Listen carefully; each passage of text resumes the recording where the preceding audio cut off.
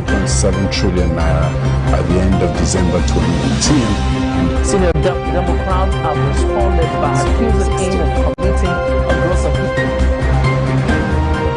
The All Progressives Congress has vowed to punish the Ogun State Governor, Ibikunle Amosu.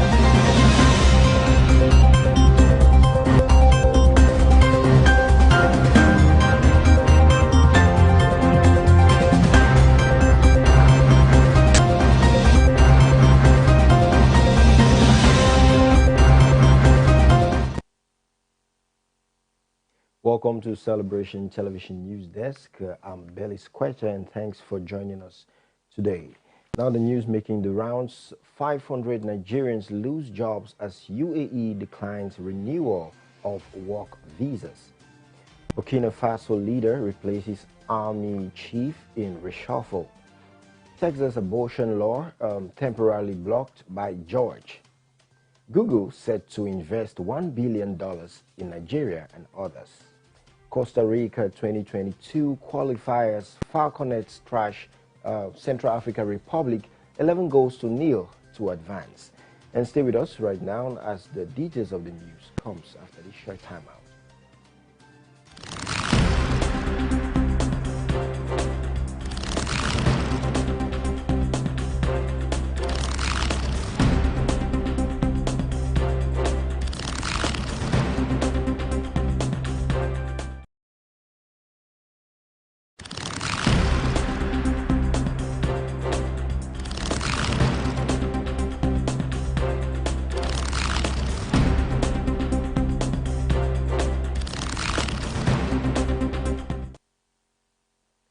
Welcome back. Now the news in details. 500 Nigerians lose jobs as UAE declines renewal of work visas. And all 500 Nigerians have lost their jobs and are stranded 4 months after the United Arab Emirates stopped granting or renewing direct employment visas for Nigerians in the West Asian country. And it was gathered that while many of the affected persons had returned to Nigeria, hundreds of them are still in the UAE in the hope that Abu Dhabi will reverse the decision. The UAE ambassador to Nigeria, Dr. Fahad Al-Tafaq, had said there was no official communication on the issuance of work permits for Nigerians living and working in his country. And Tafaq, who stated this when he received the chairman of Nigerians in the Diaspora Commission, Abike Dabiri Arewa, at the embassy in Abuja in August, noted that he read about the ban in the social media, stressing that the United Arab Emirates has no restrictions against any nationality. And the Dubai-based activist Oluwatosin Fadoju observed that the UAE was using the policy as a punishment against Nigerians, stressing that the federal government was not doing enough to resolve the issue. And in his response, the spokesperson, Ministry of Foreign Affairs, Mrs. Esther Sunsua, said that there has been no information yet, but they are going to get in touch with the two offices in the UAE and Abu Dhabi and Dubai to verify the story, and if it's true, and adequate diplomatic steps will be taken to overcome the challenge. Now moving forward, federal government considers taking states to Supreme Court over VAT. The Attorney General of the Federation and Minister of Justice Abubakar Malami-San on yesterday, that's on Wednesday, insisted that the anti-open grazing laws of some states infringed on the freedom of movement as enshrined in the nation's constitution. And Malami said this while answering questions from State House correspondents after the meeting of the Federal Executive Council at the Presidential Villa in Abuja.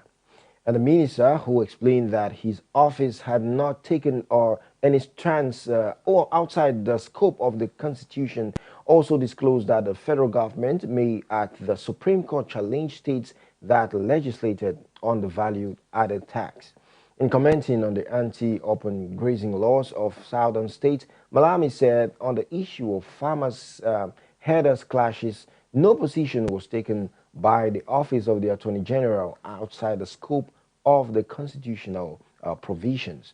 And also responding to the position of the VAT and governors push for states to take custody of the tax, the minister said the federal government was contemplating taking the matter to the Supreme Court, which according to him had jurisdiction over such matters. Now moving forward in another development, PDP holds Make or Mar NEC meeting today. The Make or Mar National Executive Committee meeting of the People's Democratic Party is scheduled to hold today, and it's expected that party leaders who were members of the NEC will also meet to ratify the recommendations of the Governor Ifeanyi Ogwanyi's led zoning committee. An acting national chairman of the party, Yemi Akinwumi, had, while receiving the report on behalf of the National Working Committee of the party on Tuesday, described today's meeting as Make or Mar. And the zoning panel had recommended that all party positions currently being held by members of the party from the south to swapped with those held by members of the party from the north. And if the NEC accepts these recommendations, the next national chairman of the party will emerge from the north. And other positions which will also go to the north include national treasurer, national organizing secretary, and national legal advisor, amongst others. And the South will provide the national secretary, the national publicity secretary, and auditor, and many others. And there has been a protest from the party supporters working through several groups and urging the NEC to jettison the committee's recommendations. And convener of one of such groups under the aegis of the PDP Leaders Forum, Olushola Salau, asked the NEC to reject the report because it was self-serving and designed to shortchange the Southwest that has never produced a national chairman of the PDP since its inception. And now from news coming from around Africa, Burkina Faso leader replaces army chief in reshuffle. Burkina Faso's president, Roch March Christian Kabore, yesterday reshuffled the country's military leadership amid rising terrorist attacks. In a statement read on state TV, the president named Colonel Major Ouagrado Gilbert as the new head of army.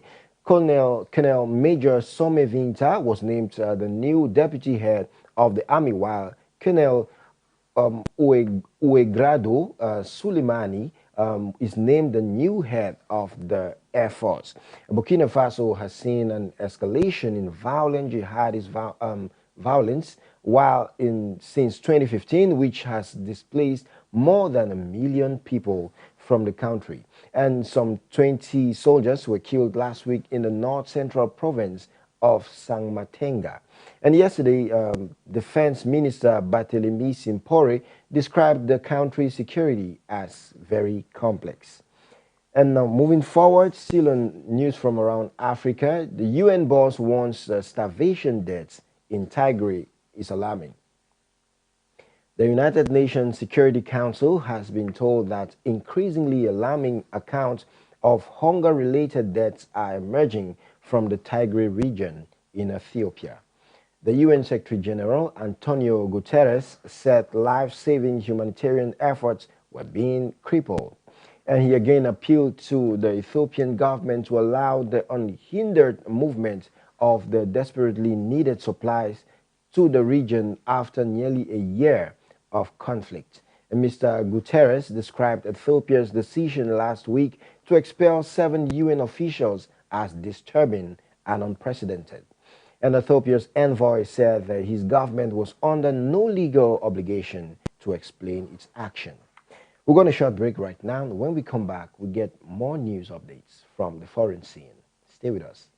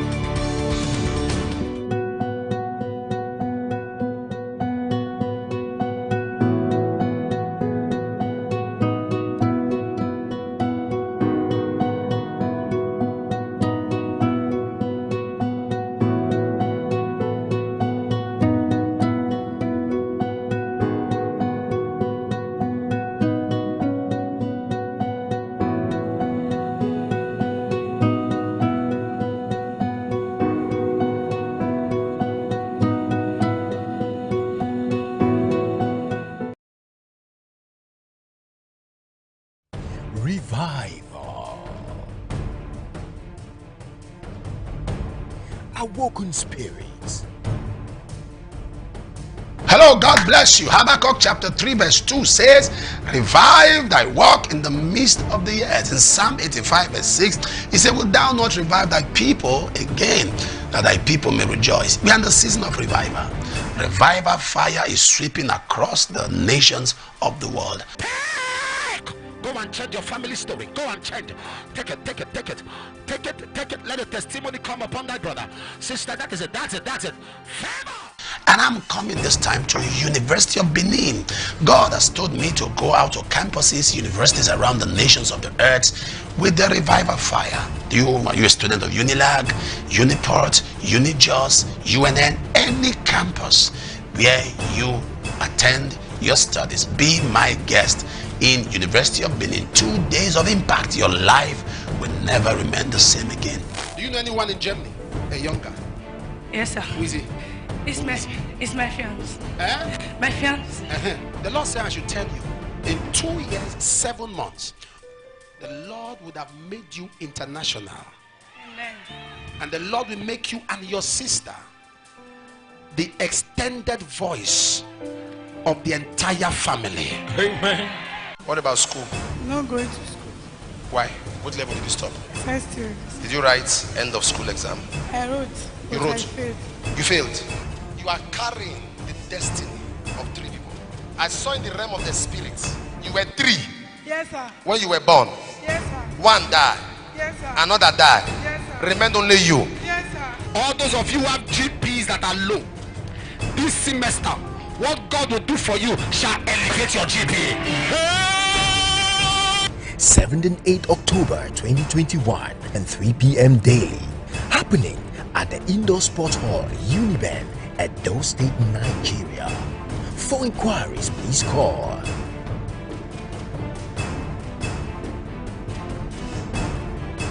Tell everyone that Johnson Suleiman is coming to Uniben for a move of God's Spirit for Impact 2021. It's time for revival.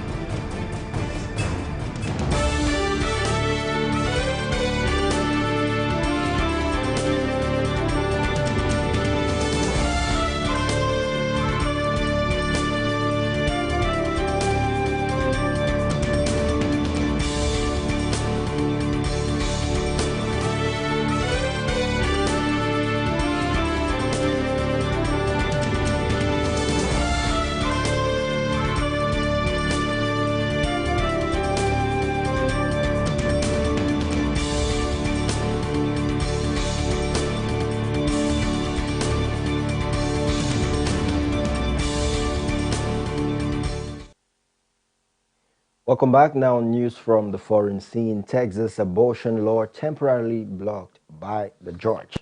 A U.S. judge has temporarily blocked a controversial new law in Texas that effectively bans women from having an abortion in the state. And District Judge Robert Pittman granted a request for the Biden administration to prevent any enforcement of the law while its legality is being challenged. The law was put forward and approved by Republican politicians in Texas. The White House praised the ruling as an important step to restoring women's constitutional rights. Judge Pittman of Austin wrote in a 113-page opinion that from the moment the law came into effect on the 1st of September, women have been unlawfully prevented from exercising control over their lives in ways that are protected by the Constitution.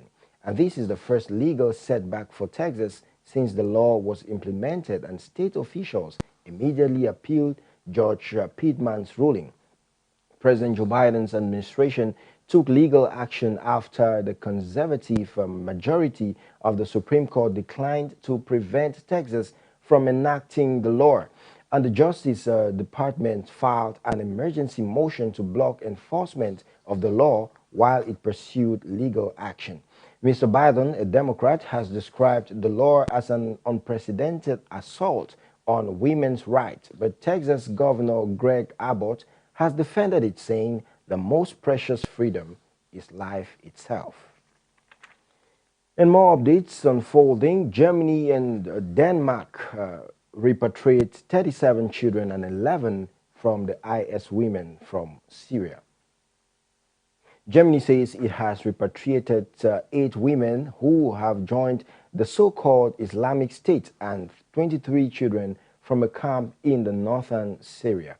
And they were brought back in a joint operation with Denmark, who repatriated 3 women and 14 children, Germany's foreign ministry said. Germany's foreign minister Heiko Maas said the women were in custody and faced a criminal investigation. Hundreds of Europeans who joined the IS are in a Kurdish-run camp in northern Syria. They were moved there along with thousands of other people who were displaced after the Islamic State was declared territorially defeated in Syria and Iraq in March 2019. Germany's foreign ministry said the women and children arrived at Frankfurt Airport yesterday evening from a Roch detention camp in the northeast Syria. Mr. Maas said he was happy that they were back in Germany, but that the mothers would have to answer for their acts. And many of the Europeans in the Syrian camp are suspected wives and children of the Islamic State fighters and sympathizers of the jihadist group. And hundreds of the right groups have been urging governments to take their citizens back, arguing that leaving women and children in the camp puts them at risk of illness and radicalization. Germany jointly repatriated 5 women and 18 children from Syria with Finland in December, while Belgium brought home 6 mothers and 10 children in July. And now on the news from the world of business, Google set to invest $1 billion in Nigeria and others. Google has said it will invest $1 billion over 5 years to support digital transformation in Nigeria and other African countries. The company added that this investment will lead to a 21% drop in internet prices and a 5-fold increase in internet speed in Nigeria. And this was disclosed at the first Google for Africa event that held yesterday. And managing director for Google in Africa, Nitin Gardia, said Google remains committed to being helpful to every African business person and classroom. And he added that between 2022 and 2025, Equiano would indirectly create 1.7 million jobs in Nigeria and South Africa because of the expansion of the digital economy and peripheral sectors. And still from the world of business, minor disqualification constitutional, says NCC. The Nigerian Communications Commission said that it is not disqualifying Nigerians from getting the subscriber identity module, adding that the age limit is in line with the constitutional provision. The NCC argued that the age limit proposed in its draft regulation was based on the Constitution, which marked 18 years, the age of consent in the country. It added that acquiring a SIM required the subscriber to be a legal status involving a contract between service providers and subscribers.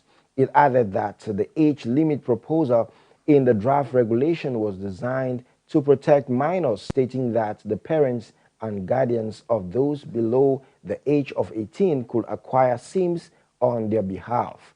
And the NCC said a consultative engagement process was going on, adding that it will consider and deliberate on all comments before issuing a final regulatory instrument. We're going on a short break right now. When we come back, we get news updates from the world of sports. Stay with us.